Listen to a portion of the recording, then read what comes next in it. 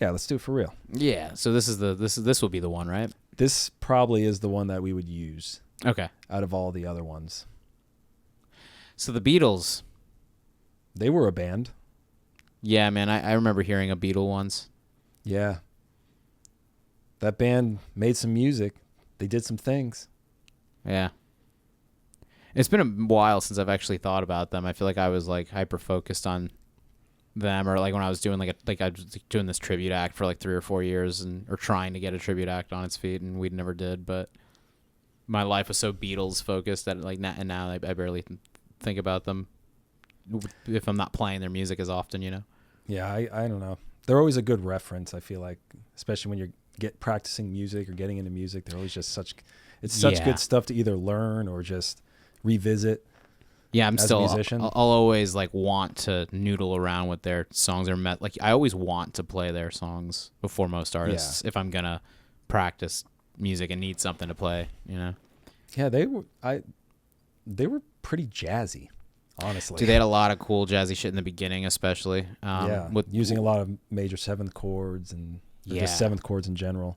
I love 6 chords, a lot of those chords. Those early tracks, man. I really love how 60s like, or how much of a product of its time it sounds like it is. Like songs like "I'll Be Back" and yeah, you know, a Taste of Honey. Is that their song or is that a cover as well? That's a cover, right? Yeah. I'm pretty sure. Either way, you can hear how much they were. Yeah, obviously, like you hear how much they were influenced by Buddy Holly and Elvis and certain artists. You know, like Little Richard, blues, yeah, blues in general. Yeah, and blues that's a lot of history behind that too, obviously. But yeah, the influence is there. You can hear so much of the bluesy stuff and even their solo. Yeah, blues had a huge influence on modern music. Yeah, huge.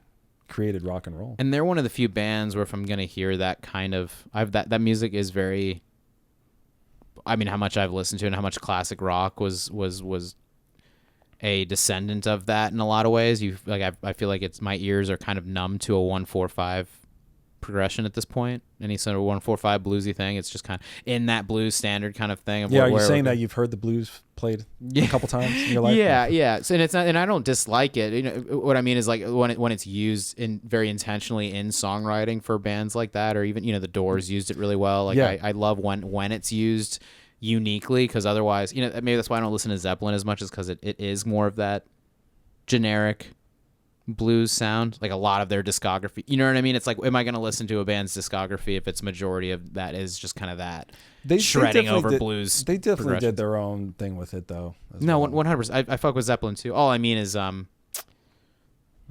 a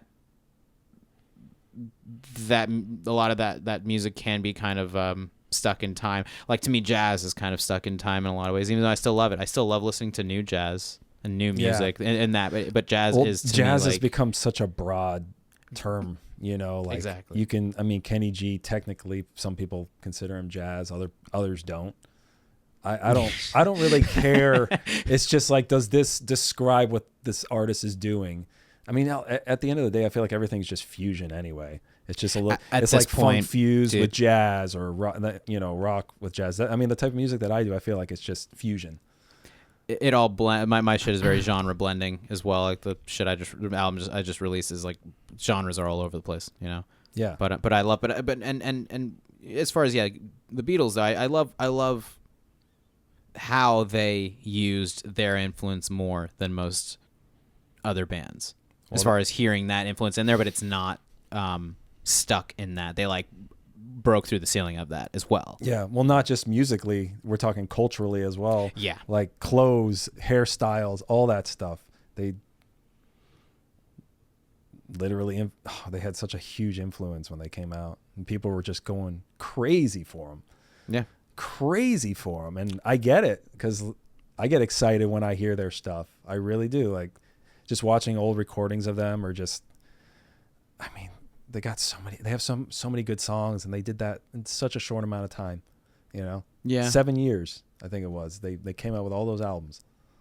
As far as the music they released, only about like 7 or 8 years worth, I think. Yeah. They were working their asses off, for years before that. Like they were when playing you hear covers and things like that. when you hear the stories of them playing together for like fucking 8 hours to 12 hours straight or whatever in Hamburg and shit, like that's absolutely wild. To think they were like getting pills from the fucking bar owners, getting pills so that they can keep playing and keep going, because they were literally like emaciated, like hungry as fuck, and like dying basically. Like they were literally like killing themselves playing music, and that's like if you think that they just popped up on Ed Sullivan one day and then just made it is you are so dead wrong, because that's like 5, 6, like 7 years of them already being right. Like they were at least together for 4 or 5 years as a band from like 58 to 59. Till then, because they started around like high school. Their high school. They were just years. able to focus and lock in because of that. They were like building that like muscle, using that muscle all the time. So it was literally just second nature. I feel like automatic. Like they just knew what to do. I feel like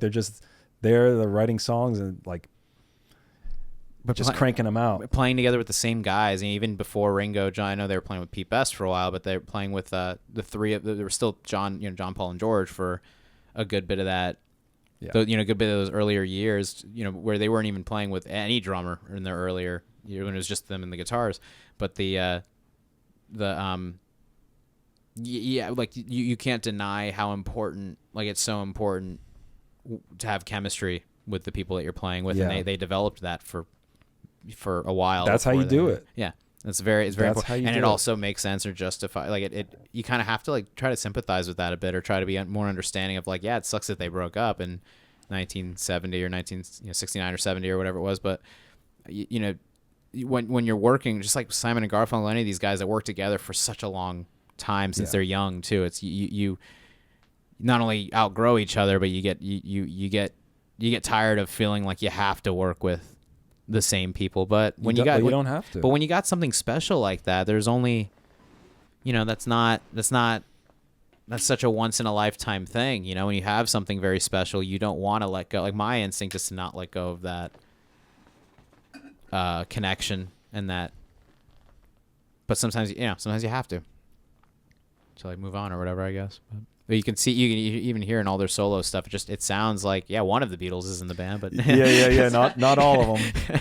It does. Paul's stuff was really solid. Paul's stuff is amazing. Wings is incredible. It's some of George's stuff too. That's an apples and oranges thing. Like their solo stuff, I love it. It's just it's way different. It's way different than having George Martin on the thing with the four of them. Like it's just feels right. Exactly. Even their recent, Now and Then, even if it used AI and whatever the hell, like, the Now and Then track recently, even that still feels like a Beatles track, even without. It does. You got no George Martin. You got like you just had Paul and Ringo basically, and everyone else is dead basically. But that's where watching that music video was like actually crazy emotional, because it was a final like bow on the little gift that they gave us, and that was it. That's like the last, because like they even have bits of John Lennon's. They had basically John Lennon's demo, and they tried to make it work around the time that Free as a Bird and all those songs were being redone, right? But so they had George's guitar, they had all the stuff, and then they just finally like finished it, I guess, it's so wild. That's just so wild to think of how. You never know. There might be another one in the archive somewhere. Yeah, that's what's freaky about AI. Is anybody gonna be? If you could just say, make me a song in the style of like Lennon and like, exactly, gross. But it's also like, that's the only way you would ever be able to hear that, unless you got like some tribute act person to do that, which they would. Like a. My question with AI is, do we need that? We don't need that. AI you know what I mean? But AI is just a good tool to use for certain things, like organizing yourself or, bouncing something off of it. But other than that, to like actually make it like create something, I don't know. That's not. I don't see the point. I don't see the point of it. I mean, the as far as them, like imagine the purity of their sound is the lack of. I mean, they didn't even you have a click track. They didn't have anything. No auto-tune, no nothing. Like really? No click track? No click. Yeah, no click tracks back in the 60s, right? Oh yeah, I guess not. That was all like live. That's just straight recorded, like. Yeah, like, some of the vocals you could hear like some imperfections for sure. Them like messing up the words. But here's the complete like shift in like sound technology though, is like back then, bro.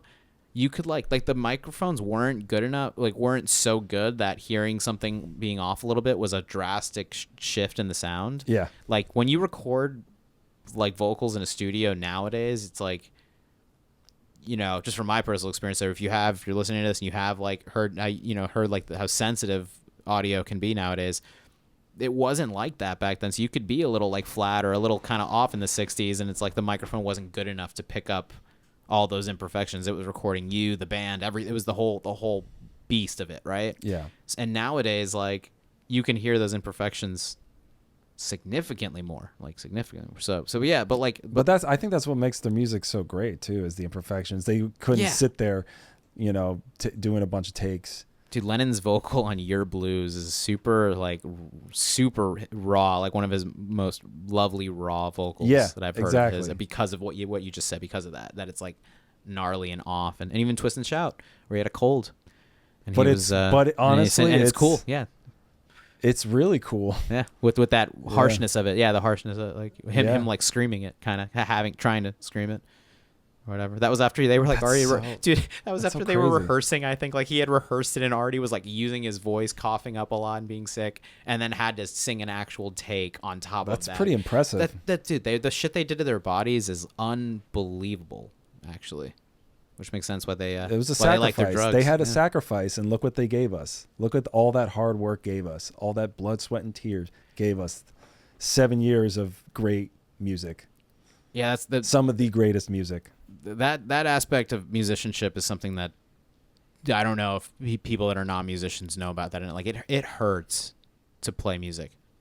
Like it hurts to get good at guitar. Like you're kind of hurting your hands, you're hurting your fingertips. And musicians are athletes, bro. Yeah, like and honestly, when it comes to being dexterous or whatever, having our dexterity, like it's insane.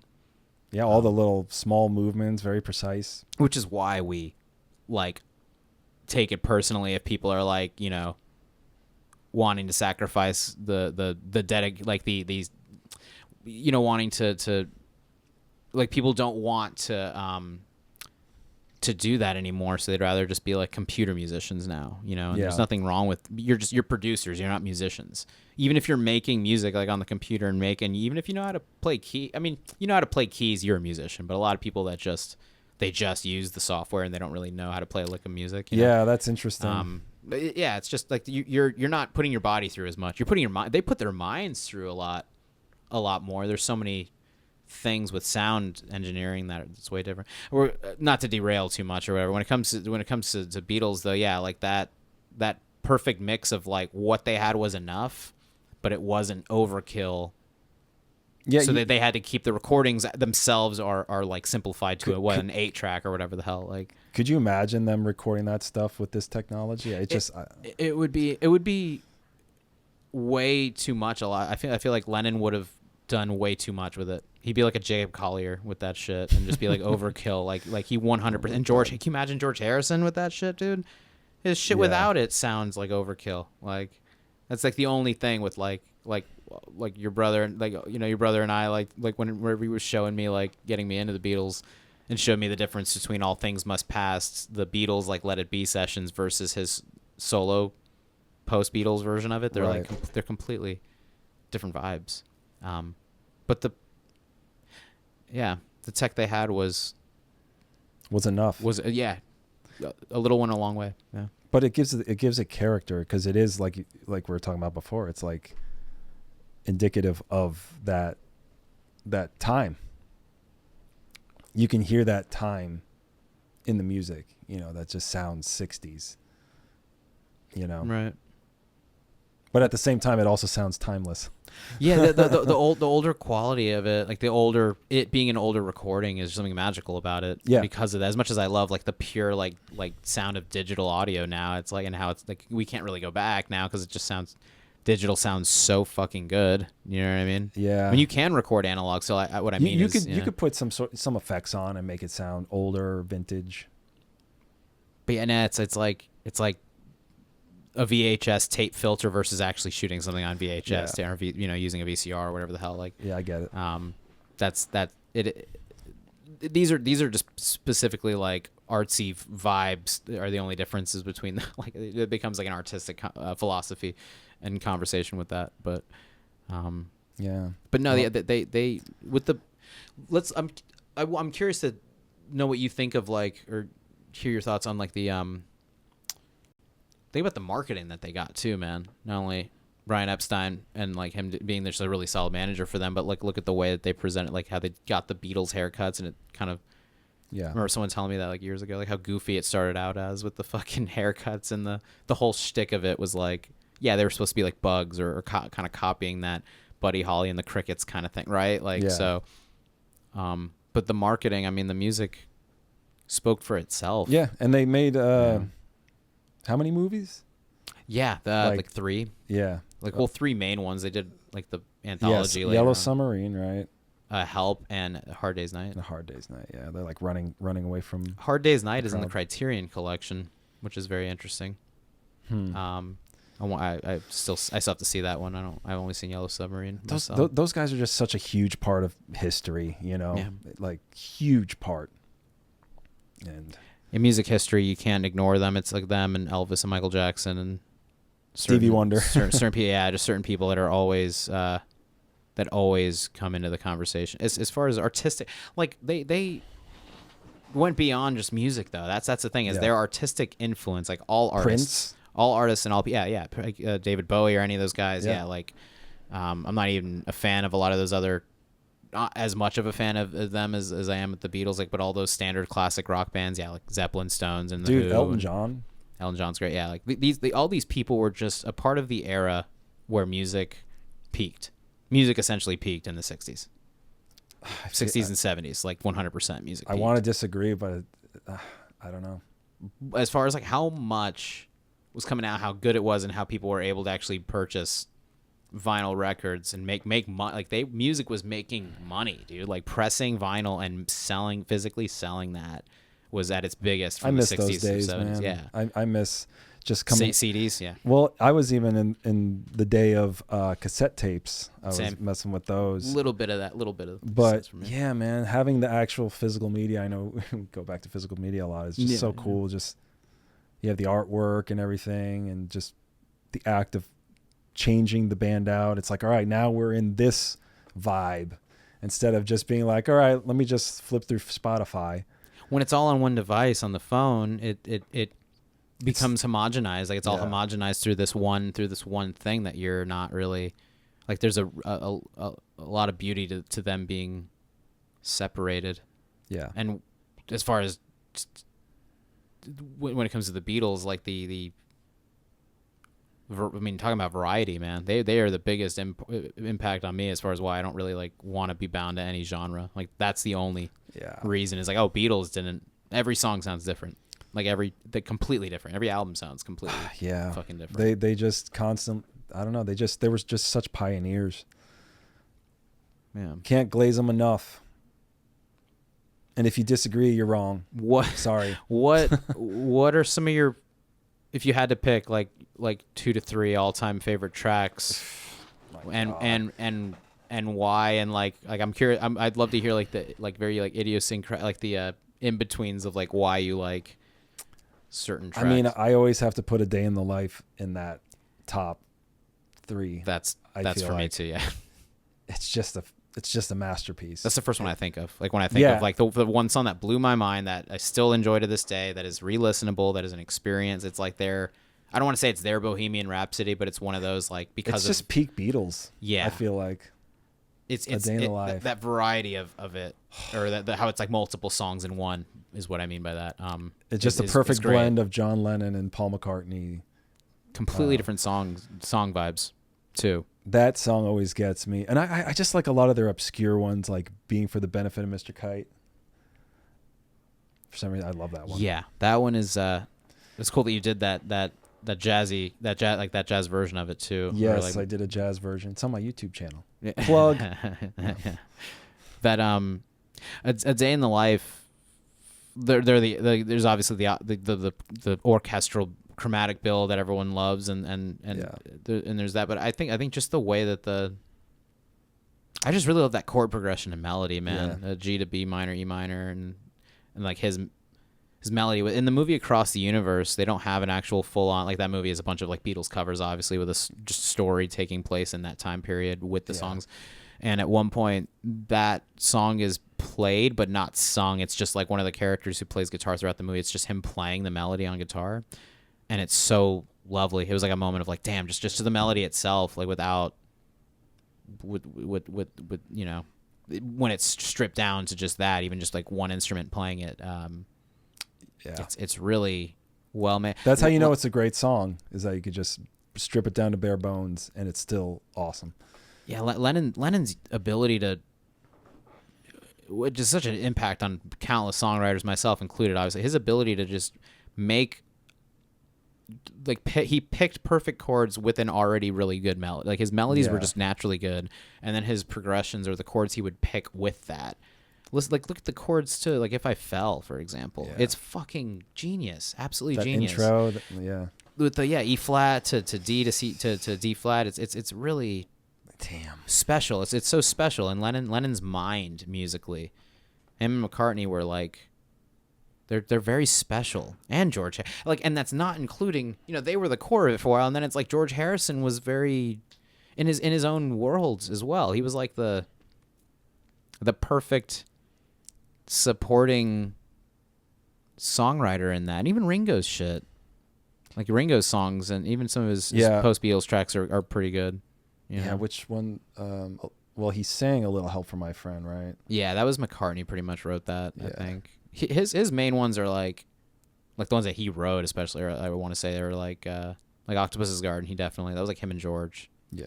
Like George, and I think such a cool song. I think Yellow Submarine he did. Dude, George Harrison's so underrated. I'm sorry. Yeah. Harrison. As far as a guitar player, I just love his solos, and he's definitely on the Mount Rushmore of guitarists for me. It's like Hendrix, his slide playing. It's really great. Yeah, it's like Hendrix, Harrison.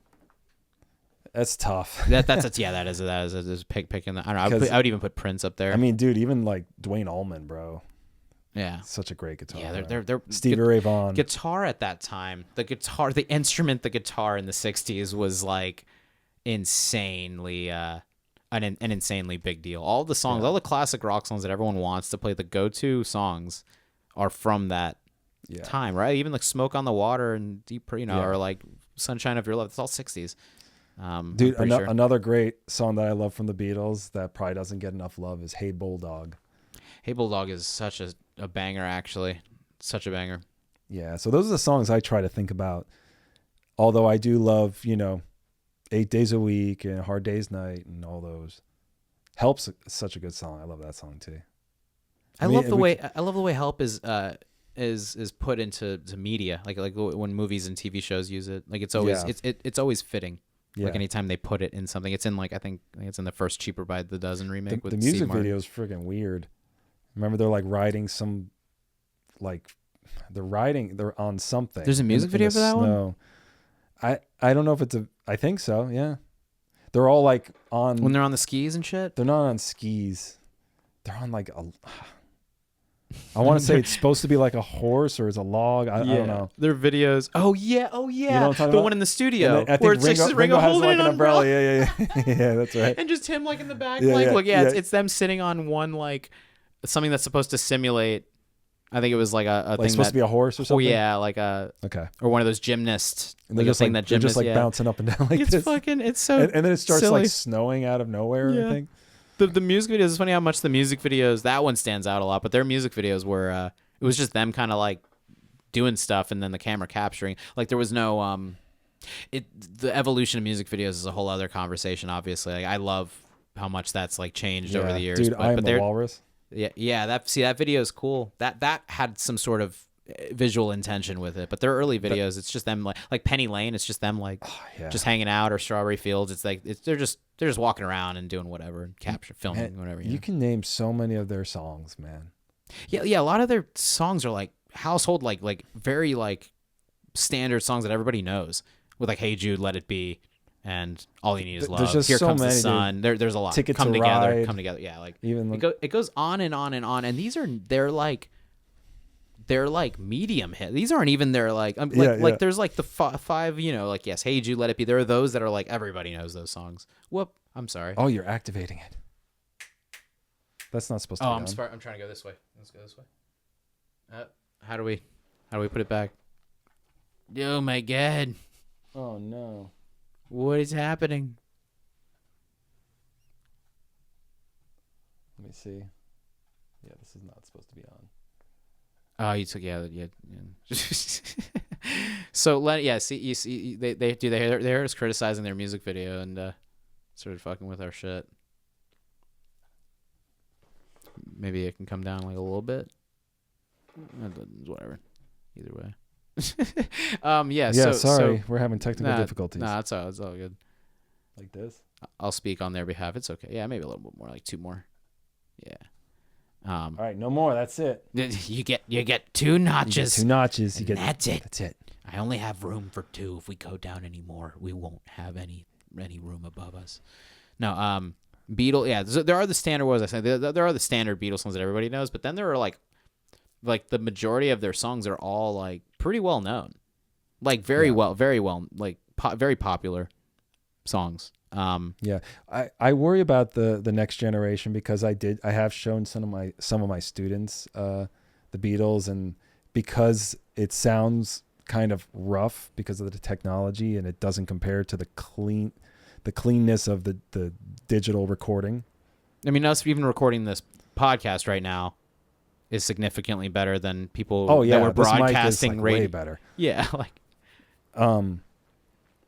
But where was I going with that? You were showing it to your students? Yeah, and I just feel like that it doesn't.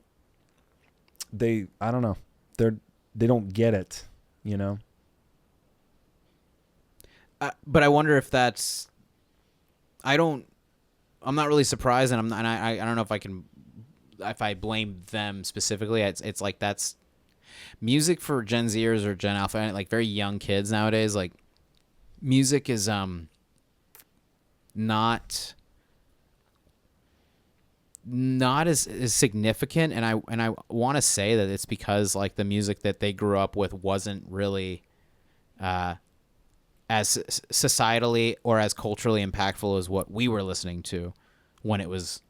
I'm talking like radio hits, like these like young kids, the younger students that you have especially are like they were raised with like internet culture, and that's it. Think of that, like the shit that we resent, the shit that we look down on, and all like like. Do they even know what an album is? That or it's like they do, but they don't like. They just don't think of that. Doesn't even like cross their minds like what music is in its own kind, because it's always a part of something. Like in their world, music is a song for a meme or so it's like music itself is way different. Go on. I always have to tell myself to kind of sit down and listen to an album all the way through. You know, listening to like a Beatles album all the way through or a Radiohead album all the way through, because it's a lot of concepts within it. You know what I mean? And I just feel like people don't do that much anymore. You know, just listen to a whole album. The journey of that. Yeah, they don't like have that experience of the journey of the album. It's like cinema for the ears. Yeah. But what's an underrated thing, or what people forget about, or what they don't think about is I just realized is the camera like way over here now? Like you could probably bring it to like it feels like you're like I have a lot of room over here now.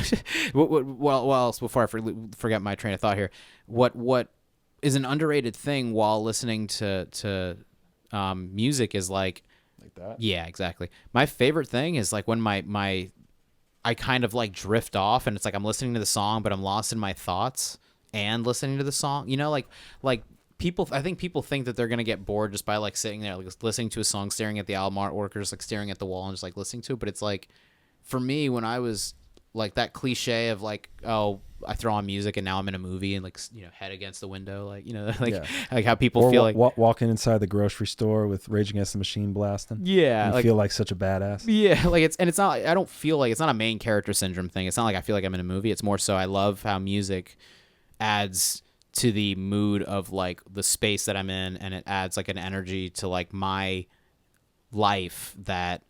Like ever since I was a kid, it's like I don't want to say it was meditative for me, but it would like I was always like falling asleep to music or just listening to music as a way of like kind of finding introspection and it's like that's an underrated thing when listening to an album, or like just like how listening to it and then daydreaming and then just like kind of losing yourself in the listening experience. That's something that is so lovely that people are taking, not it, music is like in the background while people are on their phone and the TV is on, and that's people's normal experience of music. People do that with shows and movies too. I've seen that so many times. double screen moment. Yeah, like that. That's screen maxing. That's crazy. It's a real thing. No, that's like not even. I know a lot of people do that, but it's like, you just miss stuff. I feel we're getting so off topic right now. No. Well, it's like I feel. Yeah, no, we'll go back to Beatles in a second. No, I feel because they're the reason why all of this is kind of relevant to me is like they were also a part of a time doing all of that in the time where there was a demand for people like wanting more songs and imagine your favorite band in the world releasing a banger album every year for like almost a decade straight. That's what that was like. Like an album, like 10 or 12 plus songs. We were born in the wrong era. Yeah. As far as like if you really love music, you hate to see how much it's I just genuinely dislike how it's like this secondary thing to everything. It feels like it's secondary when really it and Beatles, when you listen to their stuff, it's so you want to pay attention to it. You want to like focus on it because the songs are good and they capture your attention like that. And they give you things to pay attention to. I Am the Walrus with all the weird sounds and all the you want, they're very so re-listenable too because there's always something else that kind of captures your attention. You just don't notice. It's very deep. There's many levels to Beatles music. Yeah. I'm just so grateful for them. Go. You know what I'm saying? Yeah, me too. Always, man. And go back to what you were saying as far as like they don't appreciate the Beatles. That's why we started talking about. Yeah. That was the only reason I was trying to point that as like music is just different it's not what it was for us. Music like culturally important songs. But yeah, how did they so like how else like what else did you get from when you showed that to them? No, that's really it. They're just not really interested in it, and it's a shame. I don't know. Maybe you got to start them off on specific songs. You got to start them off light, like with I Want to Hold Your Hand.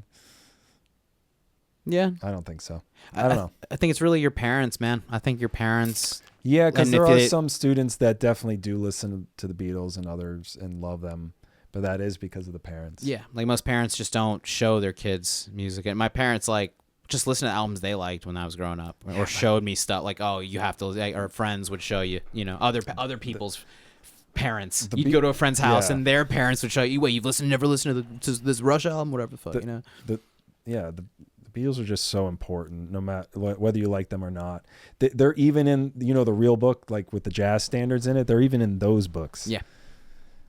They're just, I don't know. Because those songs are perfect to cover with, sorry about that. Big time. But like Something is a perfect song Michelle. Yeah. Very jazzy. I did a gypsy jazz version of that, actually. I should try to dig that up.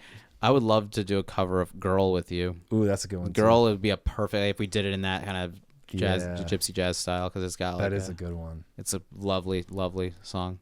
Those parts, like their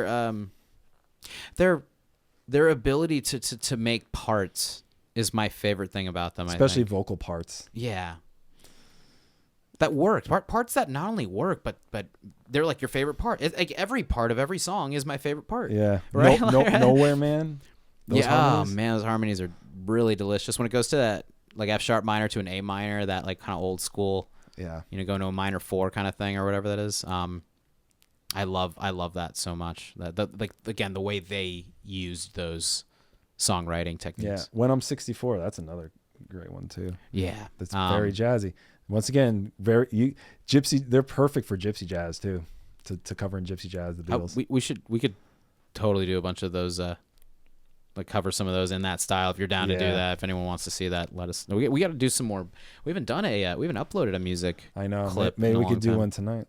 We have the Jam 3. Nope. So, sorry to spoil. Well, actually, this will be released after it's released. So it doesn't matter. Yeah, dude. Spoiler. Now they know there's a third Jam.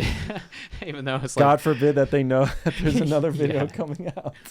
Just like breaking news, like a whole subreddit dedicated to Tricky Slam. Guys, I think that they're gonna release some more Gypsy. I think they're gonna release another They're jam finally soon. gonna do it after 2 years. When did that video Joseph was one of them? Oh, I don't. The last one we did was I think like Blister in the Sun or one of those other like covers that we did. That was good, man. That what? Yeah, I loved every one of those. They were fun. Yeah, like, they were I was fun watching some the other day actually. Even the one where we had like the wigs on and yeah. Those actually got like those. shit. The other one, one of them has like over 1,000 views on it, and it's not a short. That's awesome. Yeah, I think the When You Forget Your Electric Guitar. I think that was like actually one of the last ones that we posted too, where it was like almost that Iron Maiden sounding kind of thing, right? Oh yeah, maybe. Whatever. Yes, but yeah. Really. With Beatles, man, there's so much love in that, and the love of the music and the songwriting that they like gave to us. That's like my favorite thing about them. They understood the assignment. Yeah, yeah. They delivered. Yeah, every time, And they wanted except for Let It Be. No, I'm just kidding. No, Let It Be was still great. Yeah. There's still some good tracks. Probably like on the bottom of my favorites list, but. Yeah, like if all their stuff is my favorite. I don't know what would be their best album because I want to say Abbey Road. That's Road. Like literally the first album. It's the cliched answer, but it's just the fact that like every song is, besides Maxwell Silverhammer, every song is a banger. And even that song's not terrible. It's I mean it's okay. It's like McCartney's grandma shit or whatever. But what I want to know is what do you think of the? Well, there's kind of a consensus. So a lot of people think and agree that Lennon like basically peaked in like 67, 68 with like the White Album or whatever. Well, I mean, and that like everything after that, he got like he was doing a lot of heroin and was like just such a drink. He was like such a lazy like drug addict and shit at like towards the end of his life. I hate to say it, but like, oh wow. Yeah, he was like lazy. So like during all the Get Back documentaries, bro, there's like a bunch in the Let It Be sessions. There's a bunch of clips of him like forgetting that he was being filmed pulling out like heroin and shit. Like he was so addicted. And yeah, like once he got more into drugs, he got so lazy. Once he like was with Yoko and was like doing, all that. It's like he focused so much on what he wanted to. He went from going from like a lover of songwriting and music and all this stuff to like just being this kind of obnoxious like preaching soapbox personality of like wanting to take advantage of his fame to preach like his opinions, and it kind of I love him either way. So he was using his superpowers for evil. Yeah. Yeah, that he had so many issues, and the shit with like the abuse that he inflicted on others. It's like he had so many issues that he's just such a specific like I don't know, there's a whole conversation to be had about Lennon separate from all of this, obviously. But in Yoko Ono. But yeah, he frustrates me in that way though, as far as how good his songwriting was and how, hungry he was at one point, or how much he was like, when him and Paul were really like competing a lot, having that healthy competition of like basically trying to like who can get a bunch of who can get their songs in the album. And obviously McCartney was always kind of dominating every single record from the beginning because he was just his output. McCartney's output is just significantly better work than ethic. And he's obsessed with it. He's obsessed with the work. What Daniel Day-Lewis is to acting is McCartney with songwriting. Yeah. Like I think I love songwriting, and then I look at this guy and I'm like, what the fuck, dude? Like this guy's written so many songs. Yeah, granted he didn't have like things like video games and the internet and certain things like that like distracting him. Like we have a lot of entertainment nowadays. Yeah. And it's like I have to remind myself of that. I was like, they had like nothing to do as well, like when music is your only entertainment and there's nothing to do, is of course you're gonna probably play more music. There was no doom scrolling. Yeah, waste all your time with. no internet, no easily accessible. Like you had to. Finding like podcasts on YouTube. Yeah, well, you wanted to watch a movie or a TV show, you had to go to the TV box or see the television set or go to the movies. There was not even Blockbuster or rent anything. Like in the '60s, you couldn't. There was like what people did for entertainment was fucking and drugs and art. That's it. Like pure like, like the most pure forms of art too, where it was just music and just painting or whatever the hell it was.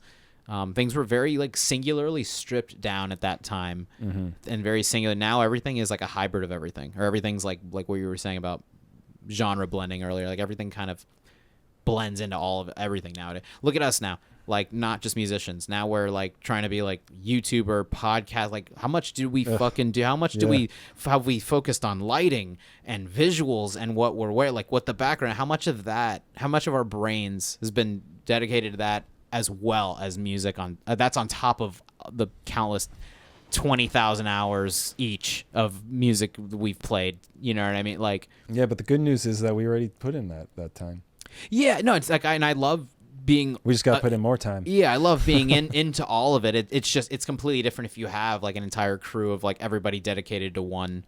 It's completely different, you know. And it's like nowadays we have like everyone's essentially a really solid one man. You could do it show all. running. You could producer. do it all yourself. You can record your album you yourself. You can You can do podcasts at your place. You could do it all if you want to take the time to. Yeah, you can. You can make don't. You can make a movie with your iPhone.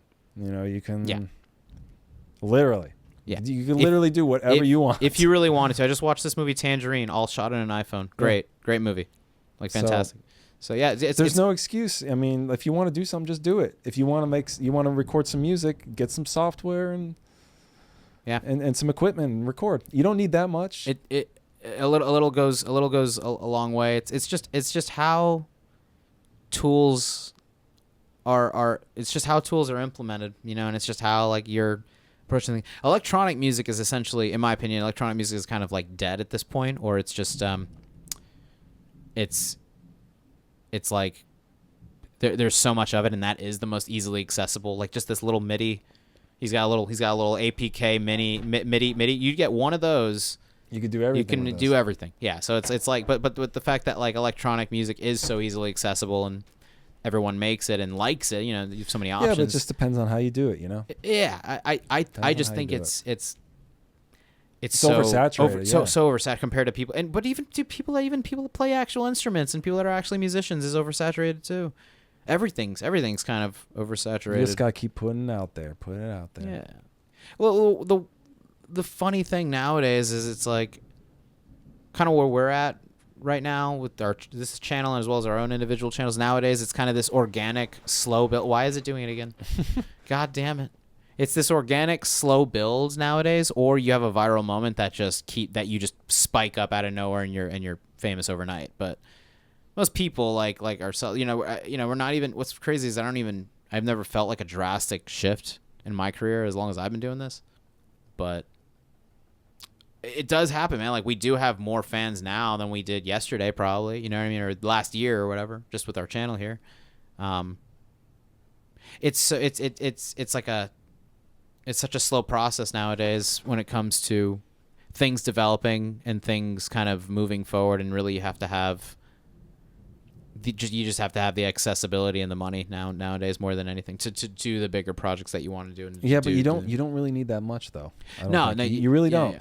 Well, here's the difference. What you were saying before, you're right as far as there's no excuse. A real artist won't let that lack of a budget stop them. That's the difference. A real artist will. You're right. We'll make it no matter what. You could just make it. You could just make it. You know, you could buy like cheap lights. They don't have to be great lights if you need them. You know, and get some stands. You could shoot a one-man movie. You know. Yeah.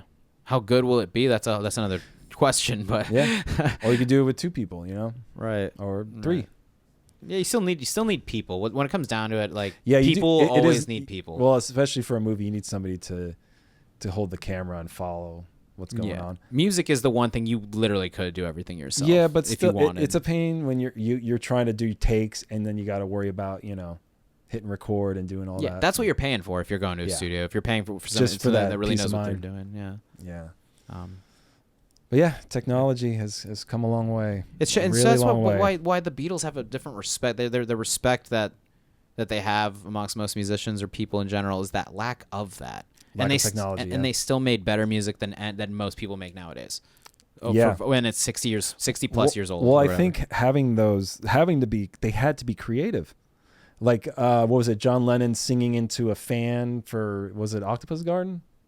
There's a song where like they're all singing to a fan, I think, and they're getting some effect on their voice to get that like underwater effect. I think so. The middle 8 part or whatever that. Yeah, like the guitar solo part or whatever that is. I think so. Yeah.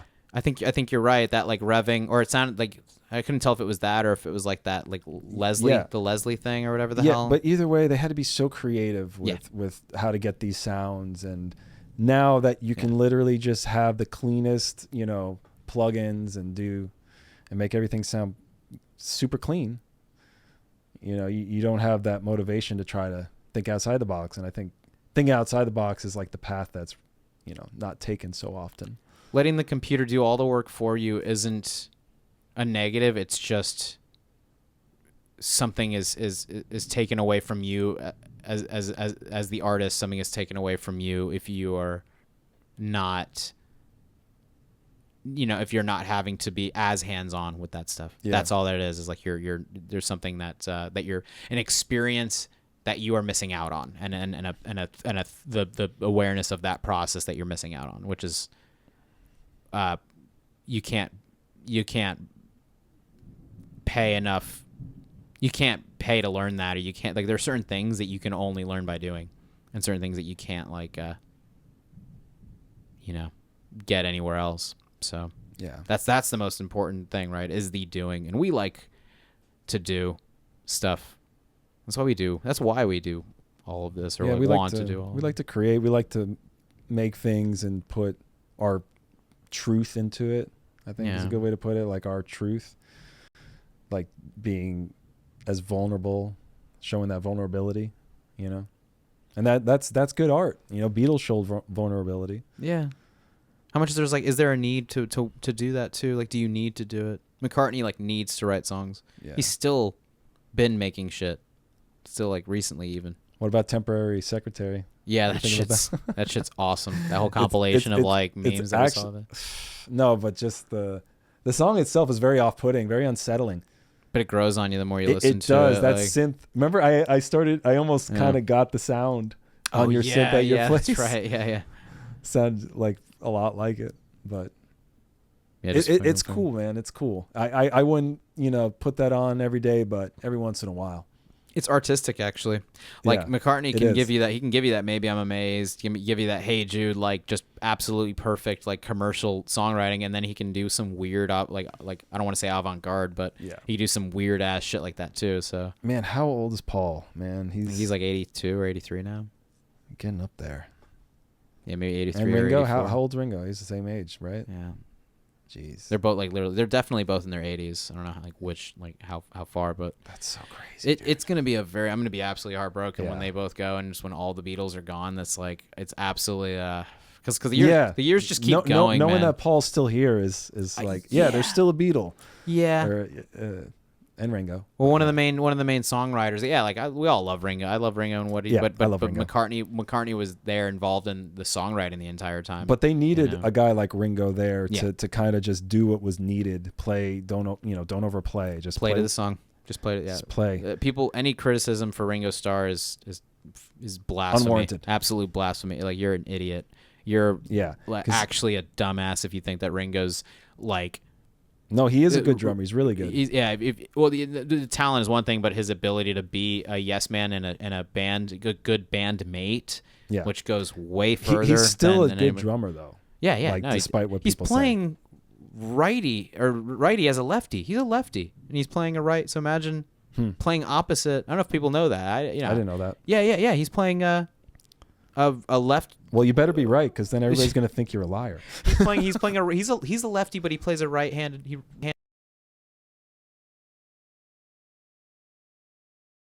For us, the snare would be the opposite, and that. My friend's weird. a lefty, and he plays I can't remember that, but the opposite. That's why the tom fills in Come Together.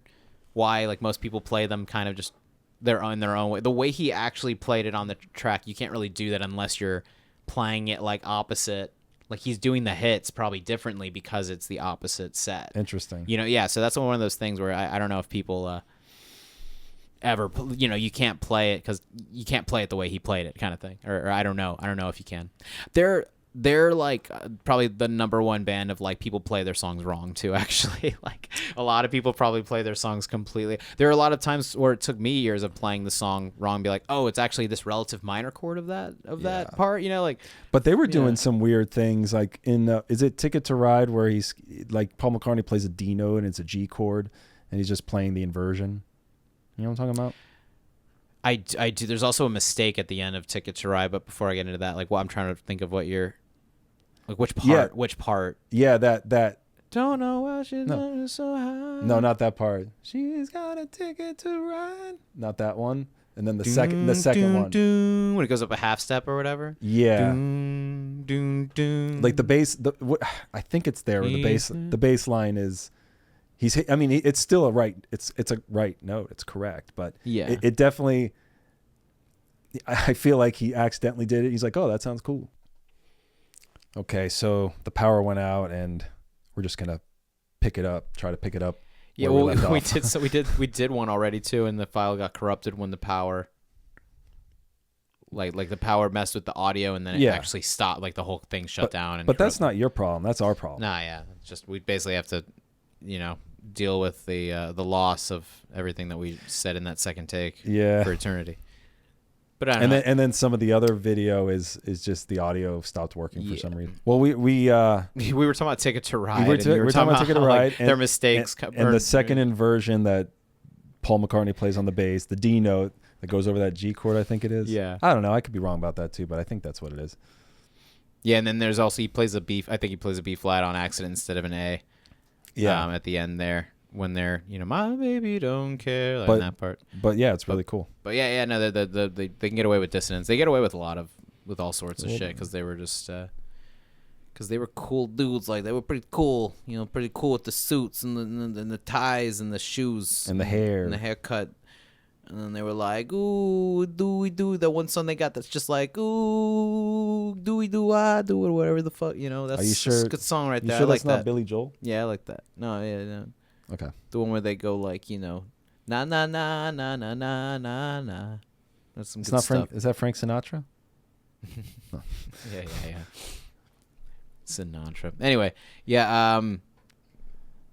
That's kind of where we went with it. Yeah. What do you think of the? I'm excited to see the biopics that come out. It's gonna be 4 different movies based on each of them, and that's gonna be crazy. That's gonna be awesome. There's just always content from these guys. Yeah, content. And people are really, I don't want to say milking it right now, but this is kind of I think people are realizing like, oh, these are the last people that'll even give a shit, or this is the last bit where the Beatles will be relevant anymore. Any of these people that were popular in the 20th century. Yeah. But I know you got movies like Michael that come out and are a big deal, and people really like it, and that's awesome. That's awesome. That I think it's kind of sad in a way that like there's this unspoken part of all of this where people are not wanting to admit that like nobody actually is going to replace these guys, and no one's going to really like. Yeah, you can't because that's over. Like music is over. Well, how could you replace Beethoven or Mozart or Bach? You can't. Those guys. And music is irreversibly onto a place where it's like I don't know if it'll ever be that ever again. No, it won't. Yeah, it won't. And that's just crazy.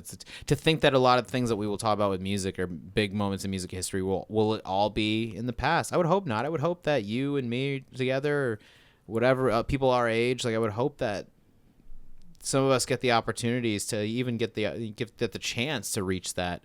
When you're in the studio just doing nothing but writing songs and working on songs and records all day, every day, of course, your songs are probably going to be a lot better than people that have to work fucking jobs and do other shit that takes up our time. Like there's no way that any of us, you or me or anybody else, anybody that's like not sitting on like millions of dollars and accessibility and all of the highest paid professionals, like there's nobody that I know at least that's our age that's living like that. Even famous pop stars and rock stars, even really famous people like Harry couldn't leave us some generational wealth. I mean, what's going on here? Well, even the most famous superstars right now, like Taylor Swift or Harry Styles or whoever, Sabrina Carpenter, all these people are not really involved in the music that much. Taylor Swift No, is they like, usually yeah, get I guess they different, usually but- get songwriters and other musicians. even the ones write that it. even ones that write their own songs, I don't know how much they're producing them. Like I don't know, a lot of them do it on their own. Apparently, like T Swift does a lot of her own shit, and you got like like people like John Mayer, people that are Billie still Eilish. like legitimate. Yeah, people Billie that Eilish has some good stuff. She's fantastic as far as talent and people that are contemporary artists. Aren't She they coming out with a movie about her too? I have no idea. I think I saw. There's been a couple of documentaries or some shit already. Either way, even she is like, I don't want to say timely instead of timeless, but it's like I like contemporary artists. It's like the very nature of like what it all is nowadays just has a different vibe, and anybody attached to that contemporary vibe is just. I don't know. I don't want to say it's not the same and be like cynical and sound like, oh, we'll never get that again. I just don't know how to feel about music anymore or about modern superstars or what is that? What are we going to think about music in 10 years when we look back on our 20 years? What do you mean? Wait, when we're going to look back on the music coming out now. Oh yeah. Coming out right now. 2025, 2026 area. Yeah, what are we gonna think of it in the future? I don't know. Yeah. There's so much good shit that's still being made. I just don't. It's hard to find it or hard to give it the attention that I want to give to it when there's a bunch of shit. Like always, like all of it is just there's. I'll always say that there's too much noise. Yeah, there's a lot of noise. So, but I hope somebody like makes as much of an impact on music as the Beatles did. I hope somebody. I don't want to think that of it forever. I don't want to think that music is just done, but it. For the moment, it's kind of just it's like changing. When you look at history, music's constantly changed, and there were people who thought that it wasn't going to be good, or they were against it, and then it ended up being like the norm.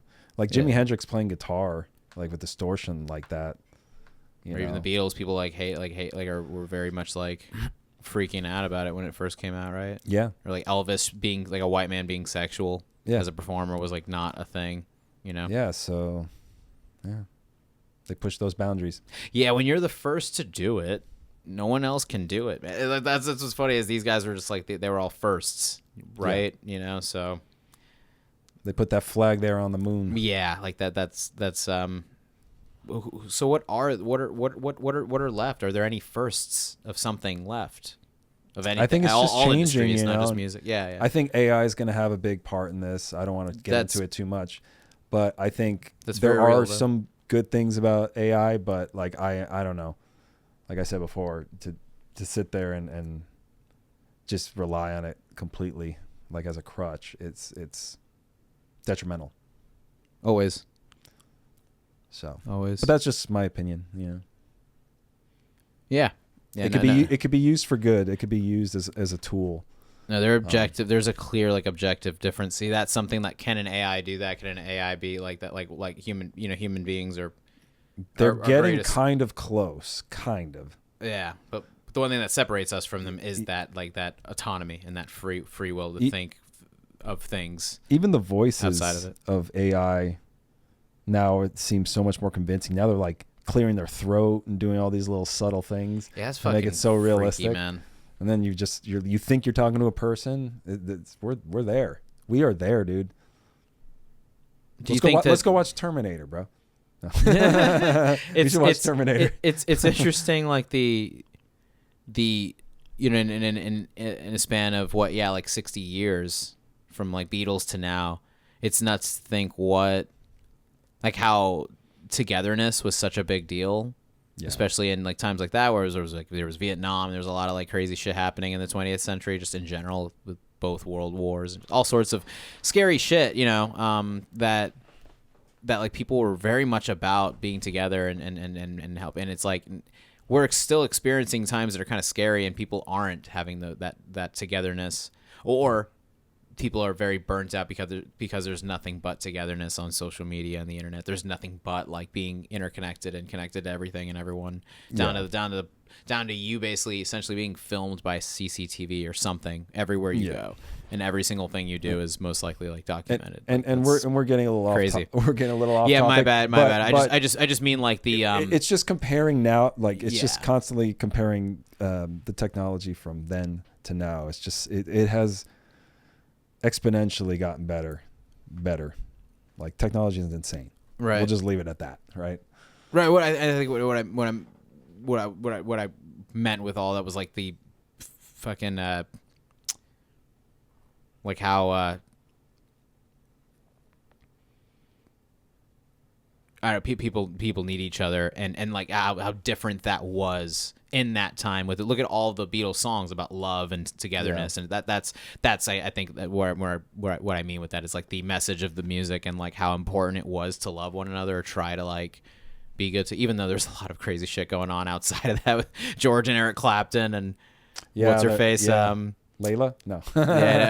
fucking Patty Boyd. Yeah. You know, it's like That's wild. the woman that inspired that. So yeah, Layla and something, the woman that inspired and made some amazing songs. It's nuts. It's nuts.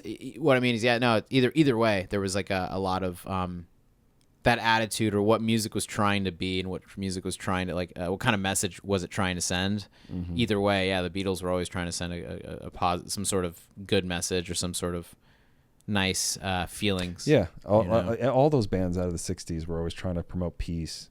Jimi Hendrix, you know. And when it wasn't, Peace it and was love. yeah. And when it wasn't, it was like from a like critical place, like from a place of criticism or whatever. Now we have songs, people writing about anxiety and depression, and Yeah, there's so much. Yeah. There's a lot of people that are like, I don't want to say like the sad boy shit. it's just because it's relevant, and you know it is a thing. But we won't get too much into that. With the youth and music nowadays, it's so like it's literally like interwoven into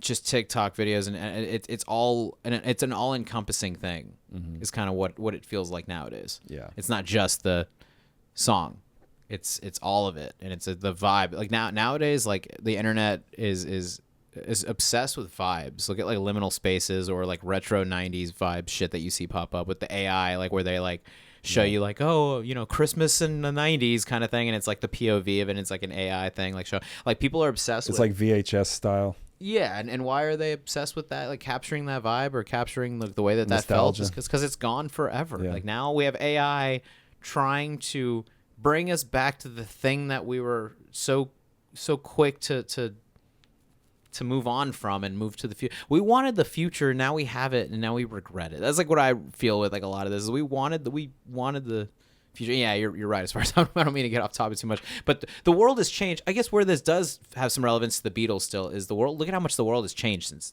then. Yeah. That's why I guess what we keep kind of gravitating towards that topic. Yeah. What does music become? Where is the world now? And it's like how fucking different.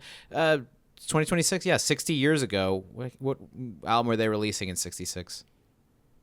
I have no idea. Like Revolver or something? I don't know. Either way, Austin would know.